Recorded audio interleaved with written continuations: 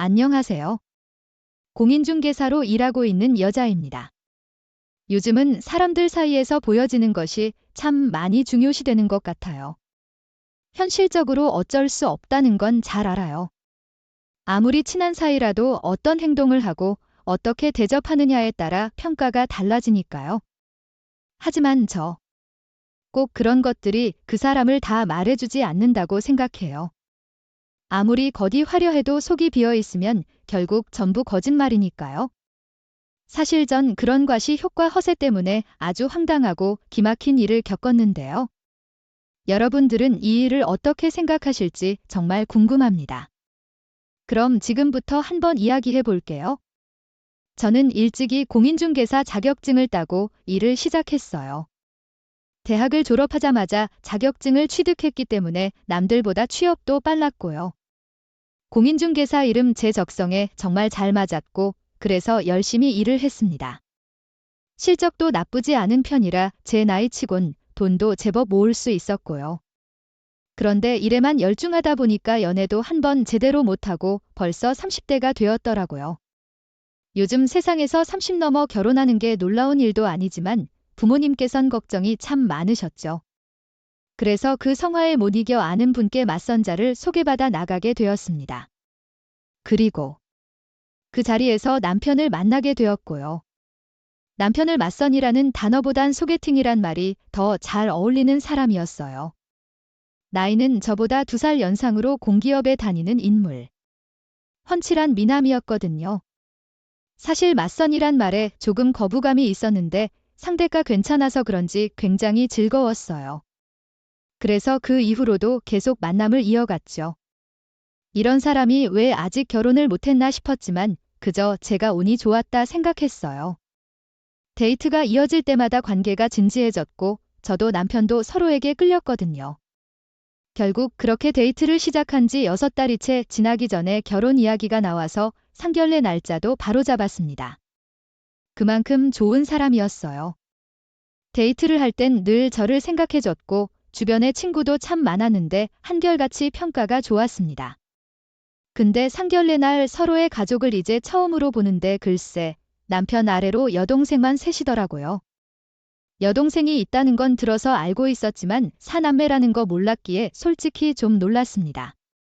저희 부모님께서도 상황을 눈치채고 제게 따로 조용히 말씀하셨고요. 정선아 괜찮겠어? 하나도 힘든데 시누이가 셋이나 있다잖니? 그런 집에서 공기업 다니는 아들 결혼시키면서 뭘 요구할지 엄만 벌써부터 걱정된다. 지금이야 상견례고 결혼 전이니까 예의 차리지만 결혼하고 나면 또 모르는 일이야. 혹시 영 아니다 싶으면 엄마, 아빤 괜찮으니까 이 결혼 물러도 돼 무슨 말인지 알지요? 솔직히 전 그때까지만 해도 엄마가 하나뿐이다. 시집 보낼 생각에 걱정을 사서 한다고 생각했어요.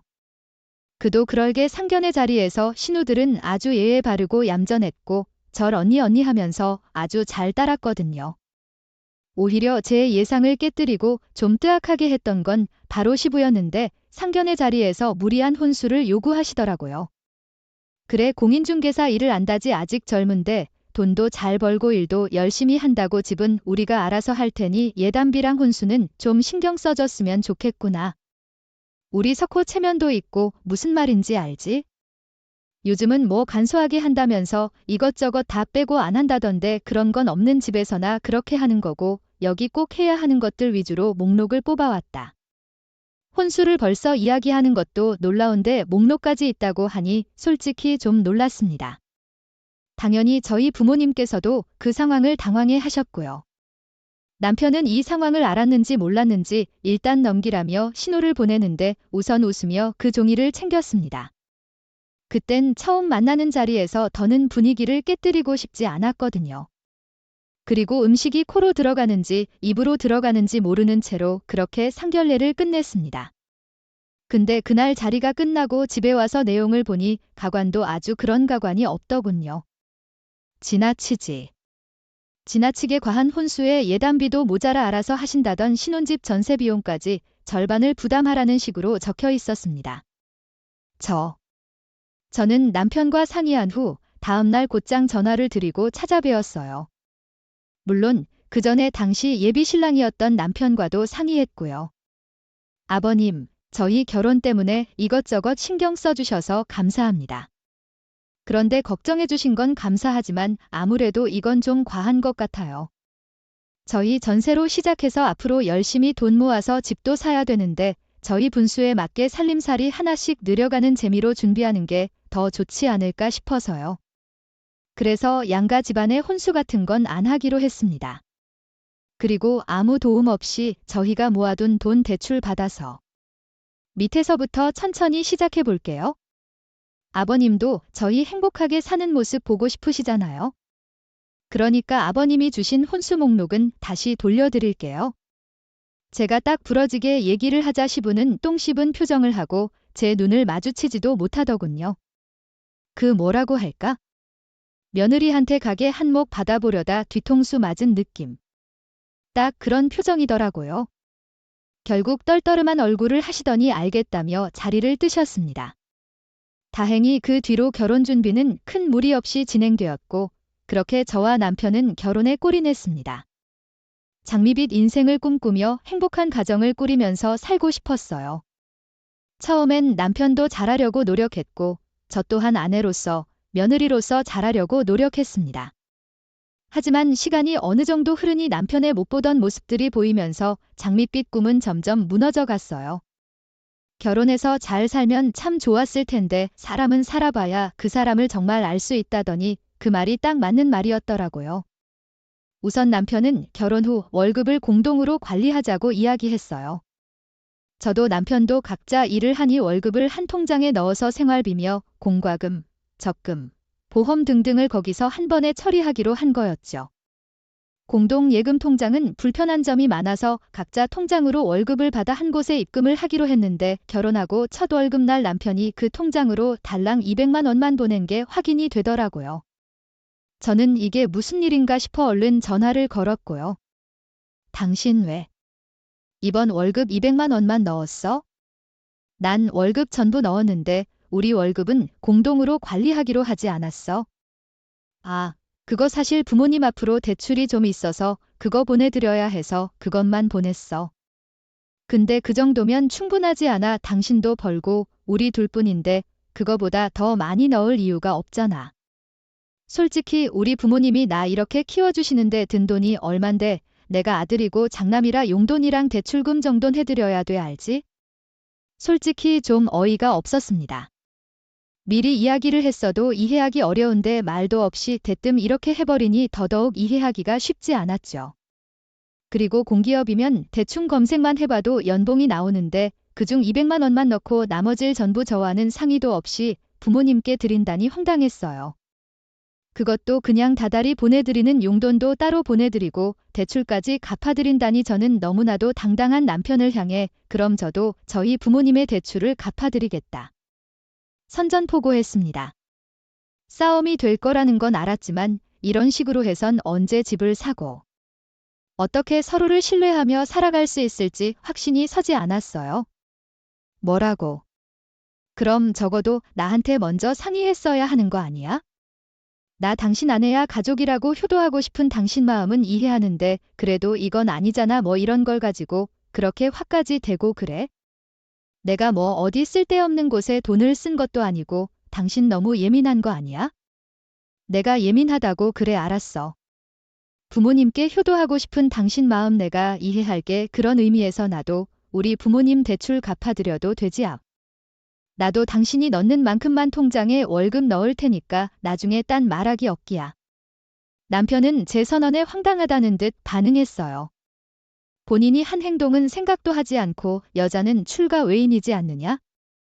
너는 이제 우리 집 사람이라며 말도 안 되는 일이라고 하더군요.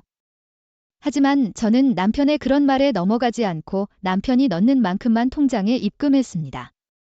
그나마 저나 남편 둘 다 돈을 벌고 있고 딸린 자식도 없다 보니 생활하는데 큰 문제는 없었어요.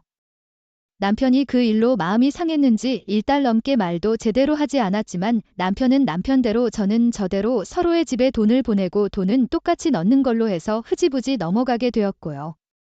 하지만 첩첩산중이라더니 제가 넘어야 할 산은 그것 하나만 있는 게 아니었어요. 결혼 전 남편이 친구가 참 많았다고 했던 거 기억하시나요? 결혼을 하고 보니 정말 그게 체감이 되었습니다. 남편은 친구가 많은 만큼 사람이 참 통이 컸어요. 말이 좋아서 통이 크다고 했지? 다른 말로 하면 씀씀이가 너무 해펐죠. 한 번은 저희가 결혼하고 남편 친구들과 같이 식사를 할 일이 있었어요. 부부 동반으로 하는 모임 자리였는데 식사하는 장소가 한우집이었지요. 저는 그날 일이 좀 늦게 끝나서 뒤늦게 합류를 했는데 도착했을 땐 이미 한창 흥이 올라있는 상태였습니다. 이미 고기를 꽤 먹은 상태였고 그래서 2차를 가자며 슬슬 일어나자는 이야기가 나오고 있었죠. 근데 그렇게 다들 주섬주섬 짐을 챙기며 계산을 하려고 회비를 모으는데 남편이 갑자기 카운터로 가는 겁니다. 그리고는 척하니 카드를 꺼내 들고는 큰 소리로 이렇게 말하더군요. 야, 뭐 하러 그런 푼돈을 다 같이 모으고 있어. 다들 지갑 넣어뱉고 오늘은 내가 쏜다. 화들짝 놀라서 남편에게 다가가 말리려고 했지만 이미 말을 내뱉은 후였어요. 계산서엔 70만 원이 훌쩍 넘는 금액이 적혀 있는 상태였고요. 친구들도 제 눈치가 보였는지 괜찮다며 돈을 보내준다고 하는데 남편은 되려 더 큰 소리를 치면서 기어이 카드를 긁더라고요. 그러면서 호기롭게 웃는데 정말이지 속이 터지는 줄 알았습니다. 그래서 집에 가서 그 일로 뭐라고 했는데 남편은 오히려 당당하더군요. 어떻게 당신은 한 끼로 70만 원을 겁도 없이 그렇게 낼 수가 있어. 아무리 우리가 같이 벌고 있다지만 매달 나가는 적금이며 생활비, 보험비, 공과금 다 하고 나면 그렇게 여유롭지 않은 거 알잖아. 이런 식이면 아무리 부자라도 얼마 못 가 하물며 우린 부자도 아니고 제발 이런 건 좀 최소한 나한테 언질이라도 주고 의견을 물어볼 수는 없어. 기분 내는 거 나도 좋아해. 나도 할 줄 몰라서 안 하는 거 아니야? 근데 그것도 여유가 있어야 하는 거 아니야? 아이 당신 진짜 쪼잔하게 왜 이래. 한우 그거 다 해봐야 70만 원밖에 안 나왔어. 그리고 걔들이 뭐 전혀 모르는 사람들이야. 전부 내 친구들이잖아.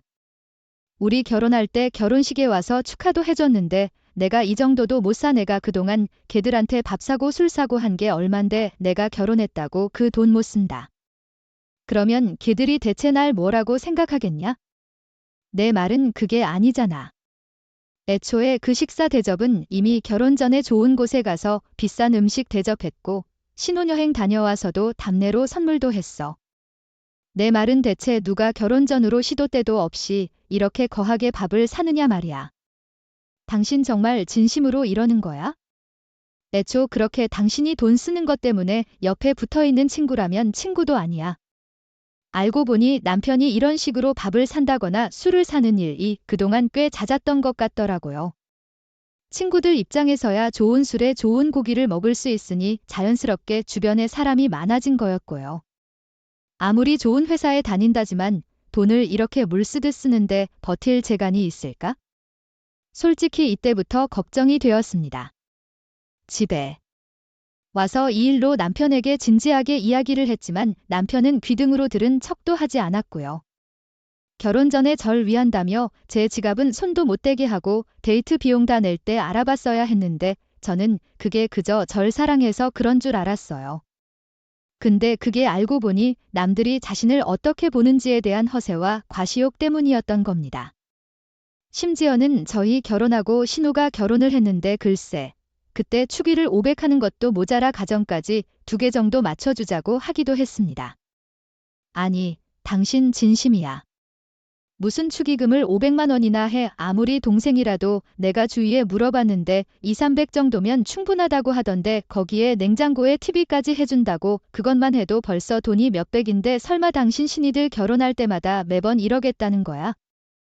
아래로 아직도 2명이나 더 있는데 지금 이렇게 해버리면 나중에 어떻게 하려고 이래? 일가 형제 자매가 없어서 잘 모르나 본데 몰래 다 이 정도는 하는 거야? 그리고 너야 외동이니까 너희 부모님이 편하게 키우셨겠지만 우리 부모님은 딸린 자식이 넷이라고. 우리 엄마 아빠도 고생 많으셨지만 내가 장남이라 여동생들이 얼마나 희생을 많이 한지 알아? 그래서 내가 그 여동생 결혼한다니까 한 살림 보태준다는데 그게 그렇게 아까워. 당신 그렇게 안 봤는데 사람이 왜 이렇게 속이 좁아? 솔직히 도저히 이해할 수 없었지만 서로 너무 흥분한 것 같아 나중에 다시 이야기하자고 그때 이야기를 마무리했습니다. 그렇잖아요. 초기만 500만 원인데 신우가 사고 싶다던 TV와 냉장고를 사면 거기에 500은 좋게 더 들어가 1000만 원인데 아래로 결혼해야 할 신우가 둘이나 더 있다는 걸 생각하면 너무 과했습니다. 그래도 남편 말이 영 이해가 안 가는 것도 아니라서 적정선에 맞춰서 하자고 이야기하려고 했는데 그 사이 신우이한테 그걸 또 이야기했는지 다음날 득달같이 전화가 왔고요. 언니 그렇게 안 봤는데 왜 그렇게 사람이 참 궁색해요. 우리가 무슨 남도 아니고 가족인데 우리가 그동안 말은 안 했지만 우리 언니랑 오빠 결혼할 때 축의금 무리해서 하고 가전에 가구까지 사서 보태고 이것저것 준비하느라 고생 많이 했어요. 그깟 500이 뭐라고?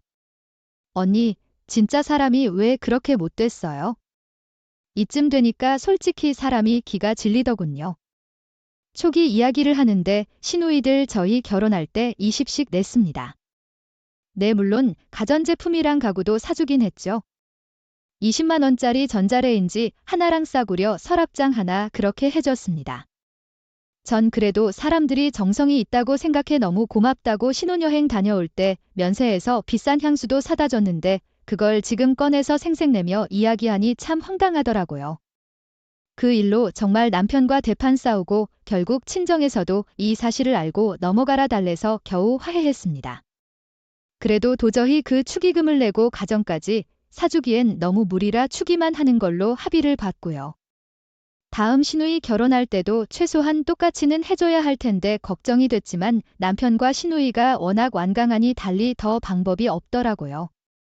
그저 다음엔 절대 이렇게 넘기지 않겠다고 무슨 일이든 나랑 먼저 상의하고 결정하라고 남편에게 엄포만 단단히 해두었죠.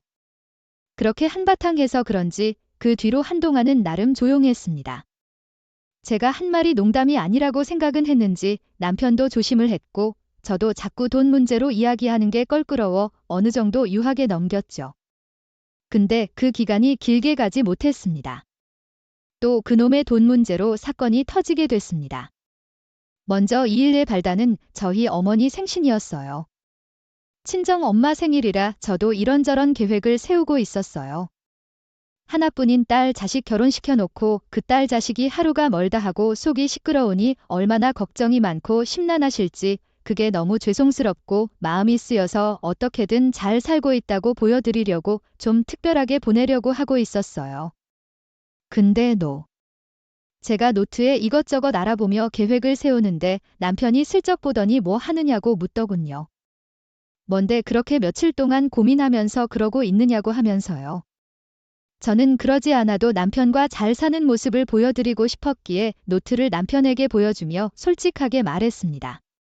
다음 달에 우리 엄마 생신이잖아. 좀 특별하게 해드리고 싶어서 우리가 그동안 좀 많이 싸웠어. 엄마가 그것 때문에 너무 걱정도 하시고 그래서 죄송스럽기도 하고 해서 우리 잘 산다고 보여드릴 겸 그날 오붓하게 좀 좋은 곳에서 식사도 하고 엄마 좋아하는 영화도 보고 할까 하는데 당시 생각은 어때? 장모님 생신, 어디 보자 이거 가지고 되겠어?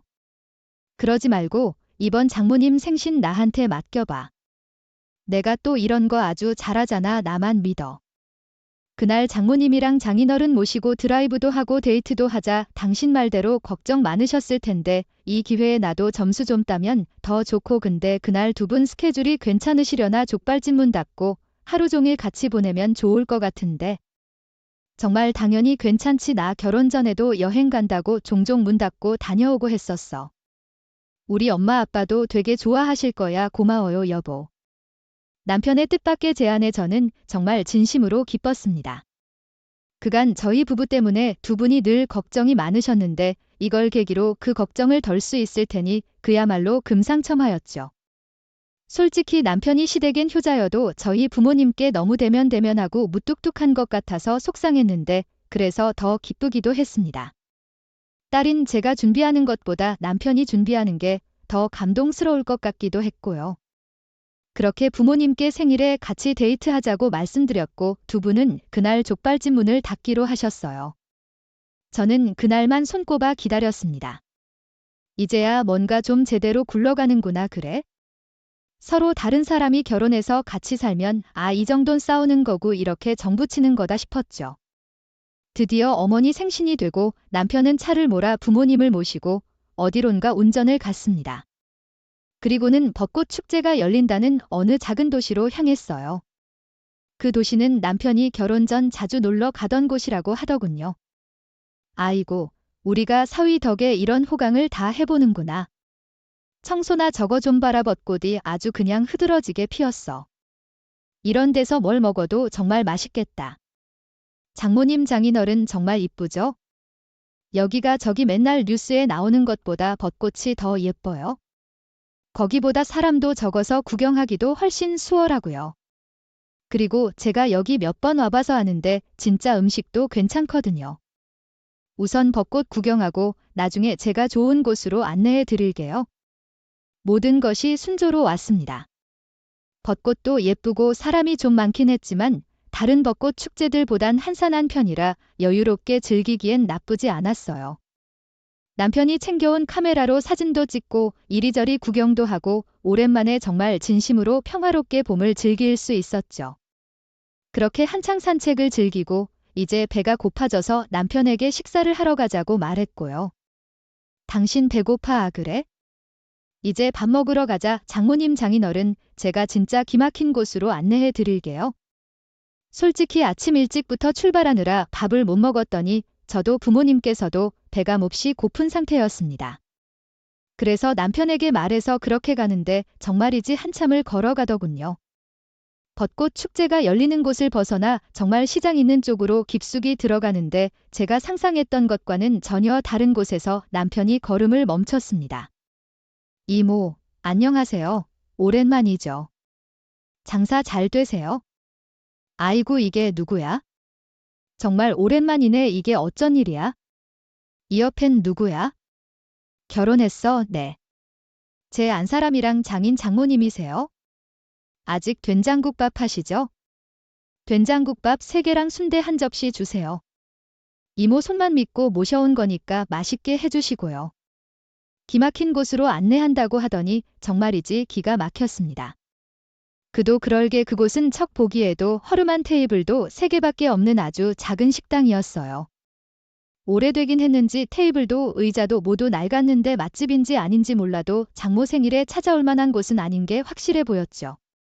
근데 남편은 제 얼굴이 굳은 것도 모르고 제게 자랑스럽다는 듯이 말하는데 정말이지 우라통이 터져서 죽는 줄 알았습니다. 여기 된장국밥 얼만지 알아? 5,000원 무려 10년 전부터 5,000원이야. 근데 양도 5,000원 치곤 진짜 많고 여자들은 이거 한 그릇 다 먹지도 못한다니까? 내가 여기 친구들이랑 놀러와서 몇 번 와봤는데 한 번도 실패한 적이 없어. 당신 지금 일부러 이러는 거야? 아무리 그래도 너무한 거 아니냐고. 우리 지금 그냥 놀러 온 거 아니야? 나 결혼하고 처음으로 만난 엄마 생신이라서 그래서 같이 좋은 곳에서 식사하려고 한 거라고. 아주 초아 레스토랑은 아니더라도 그래도 생신 식사 대접하는 건데 이건 아니잖아. 아이 여기까지 내려와서 꽃 구경하고 기분도 좋은데 왜 그래 화내지 말고 2분 들으실라 당신도 그랬잖아. 우리 돈 모아야 한다고 우리 돈 아껴야지 내가 나중에 진짜 좋은 곳으로 모실게 일단 들어가서 먹자고 이모 벌써 음식 내오시잖아. 한참 좋았던 기분은 그야말로 바닥까지 추락했어요. 남편이 우리 부모님을 우습게 보는 것 같다는 생각이 들어서 속은 끓는데 그래도 좋은 날 여기 와서까지 싸울 수가 없어 입을 꾹 다물었죠.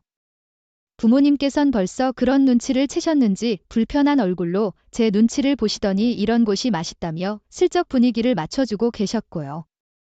아유 그래 이런 것이 이 신맛집이지의 정선아. 여기 된장국밥이 아주 시원하구나 어서 먹어봐. 너도 아침부터 밥도 제대로 못 먹었을 텐데. 그놈의 된장국밥을 먹는데 음식이 목에 턱턱 걸려 결국 전 그날 체하고 말았습니다. 기본. 아는지 모르는지 남편은 신나서 국물 하나 남기지 않고 그걸 다 먹었고요. 남편이 밥 먹는 걸 보는데 그 모습에 어쩜 참속이 뒤집어지던지 돌아오는 길에 약국에서 소화제 먹고 차에서 늘어졌습니다. 부모님께도 죄송하고 왜 내가 남편을 믿었나? 한심하고 참 여러모로 최악의 하루였죠. 그리고 이날의 일이 도화선이 되어 이달 후에 결국 또 1번 사건이 터졌고요. 네, 그날은 바로 시모의 생일이었습니다. 하필 두 분이 생일도 가까워서 어찌나 비교가 되던지 다시 생각해도 정말이지 속이 부글부글 끓어요. 저는 남편이 한 일은 그냥 속으로 삭히고 미뤄두고 그래도 시모 생일이니 어떻게든 생일을 챙기려고 준비를 하고 있었습니다. 근데 생일이 다가오는데도 남편이 특별히 말이 없길래 일주일 전에 이번 생신 어떻게 할 거냐? 왜 아무 말이 없냐 물었더니 남편이 그러더군요. 말하는 걸 깜빡했는데 시모가 이번엔 가족들끼리만 보내고 싶다고 했다고 말이죠. 당신 알잖아.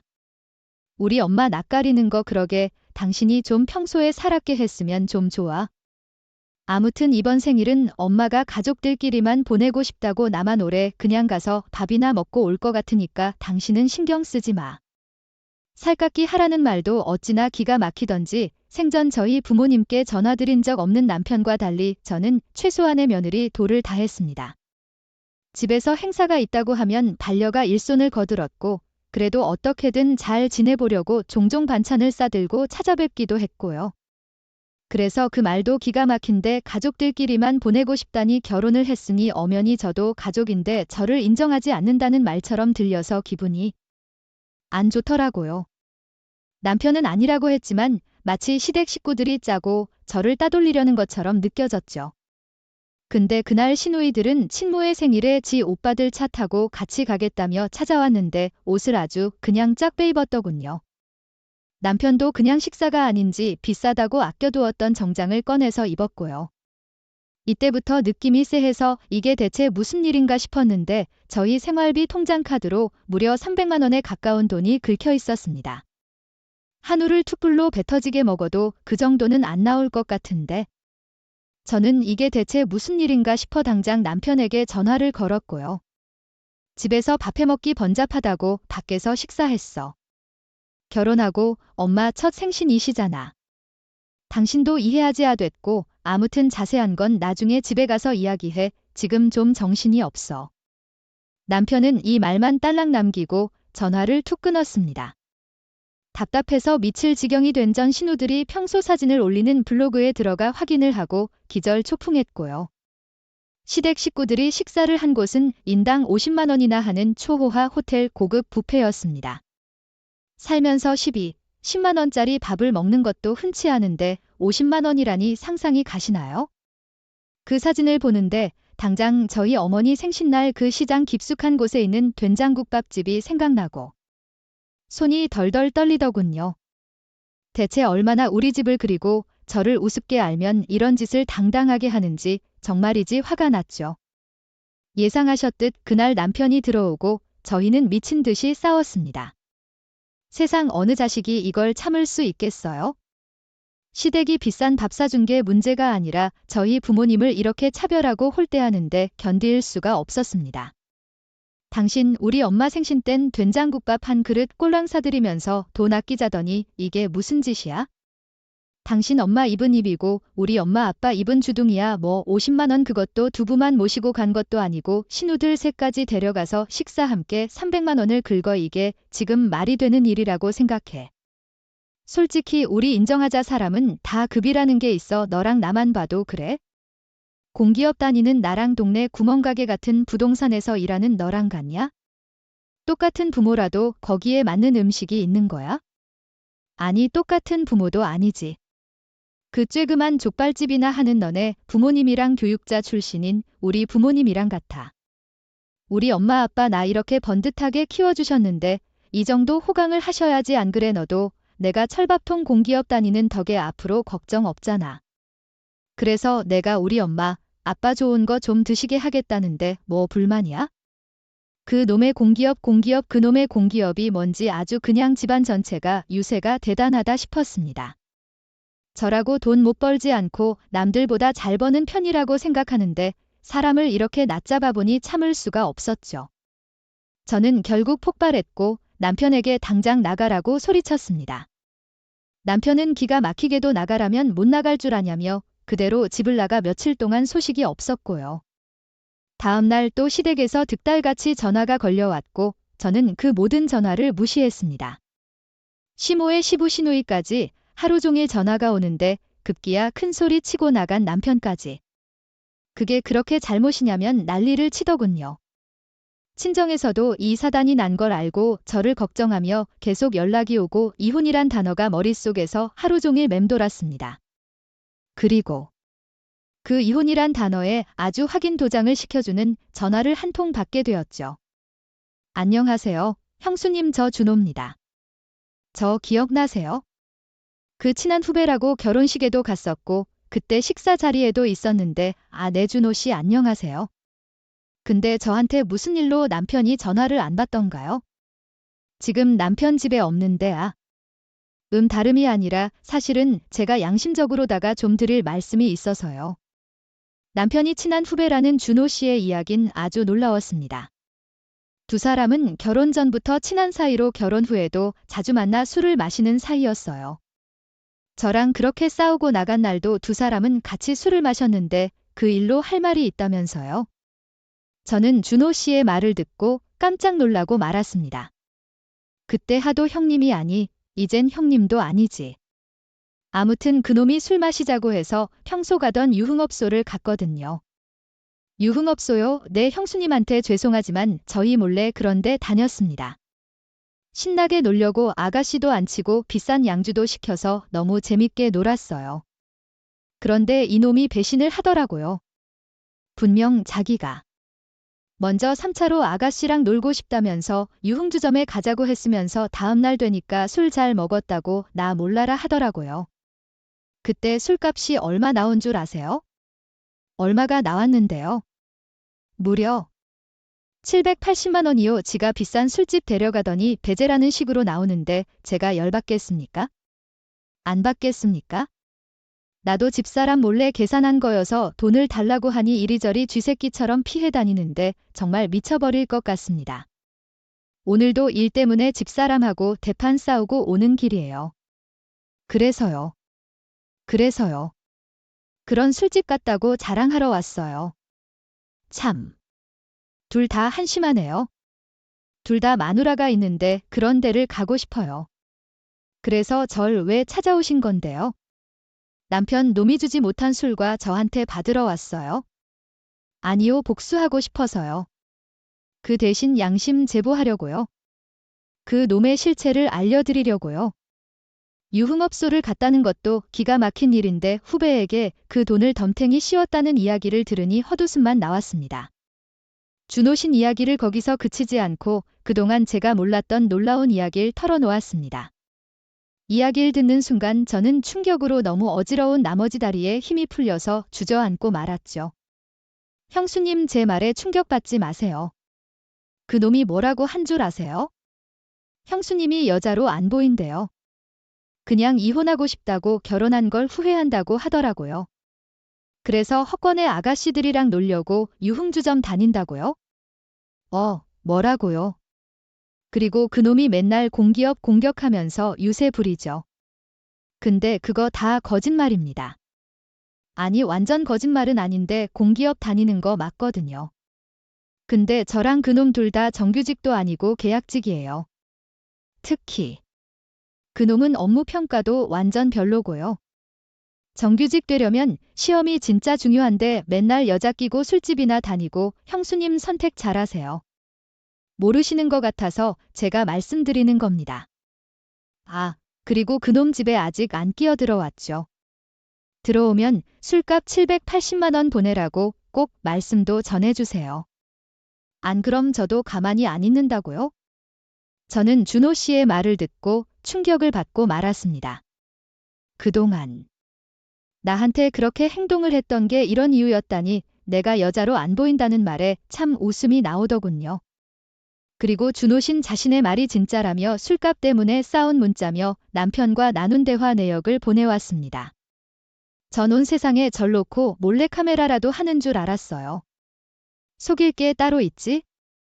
그간 본인 집엔 온갖 돈을 아낌없이 쓰는 동안 자잘한 식재료비나 제가 쓰는 핸드폰 요금 하나하나 가지고도 얼마나 꼬투리를 잡았는지 모릅니다. 제가 공인중개사라 핸드폰비가 남들보다 좀 더 많이 나오는데 그걸 가지고도 몇 번이나 잔소리를 하고 해프다면서 지적했었죠. 근데 그 핸드폰비 몇만 원 가지고도 벌벌 떨던 사람이 뒤에 이렇게 돈을 쓰고 있었을 줄이야. 정말 답도 없는 그런 놈이었습니다. 저는 준호 씨와 전화 끊자마자 결심을 하고 남편에게 연락해 집으로 들어오라고 말했습니다. 남편이 며칠 밖에서 지내다 보니 자신도 고생이 심했는지 어리구나 하고 집으로 기어 들어왔고요. 당신 나한테 뭐 할 말 없어? 무슨 할 말? 이제 좀 적당히 할 때도 되지 않았냐? 너 성질머리 이래서 어떻게 일하냐 대체 오늘? 준호 씨한테 전화 왔었어? 준호 씨가 그러던데 당신 공격 정규직도 아니고 계약직이라고 어떻게 결혼할 사람한테 그런 걸 2년이나 숨겨 당신 이거 사기야 알아? 야, 너 내 직장 보고 결혼했냐? 그리고 막말로 내가 공격 계약직인 게 내 잘못이야.